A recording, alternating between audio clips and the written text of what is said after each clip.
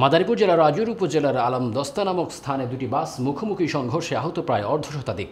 Staff reporter Mohammad Saadat হোসেনের রিপোর্টে বিস্তারিত জানাচ্ছেন SKN রেশমা। মাদারীপুর জেলার রাজুর উপজেলার আলমদস্তা নামক স্থানে ঢাকাগামী হানিফ পরিবহন, ফারহানা পরিবহন, বরিশাল ঢাকাগামী পরিবহন সংঘর্ষে প্রায় অর্ধশতাধিক যাত্রী আহত হয়। পরবর্তীতে রাজৌরি থানার অফিসার ইনচার্জ মোহাম্মদ আসাদুজ্জামান হাওলাদার তার পুলিশ বাহিনী নিয়ে ও ফায়ার সার্ভিসের যাত্রীদেরকে হাসপাতালে চিকিৎসার প্রেরণ করেন।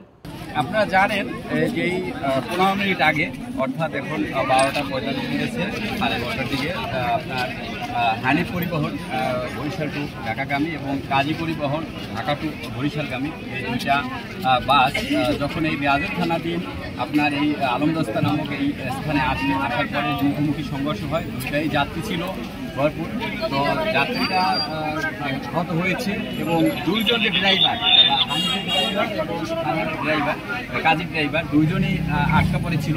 আপনারা জানেন যে আমরা পুলিশের আপনাদের সহায়তা এবং পুলিশের সহায়তা লোক ছিল তাদের সহায়তায় আমরা অনেক চেষ্টা করে এই দুইজন ড্রাইভারকে উদ্ধার করতে সক্ষম হয়েছে এবং তাদেরকে হাসপাতালে দিয়েছে। তারা দুইজনই চাপা পড়েছিল, আটকা পড়েছিল ভিতরে। এছাড়া যে যাত্রীরা ছিল যাত্রীরা অনেকেই আহত হয়েছে, তাদেরকে আমরা হাসপাতালে পাঠিয়েছি। তবে হতাহত কোনো ঘটনা এখন পর্যন্ত নেই, এই ঘটনাস্থলে হয়নি। সবাইকেই আমরা যারা আহত তাদেরকে হাসপাতালে পাঠিয়েছি।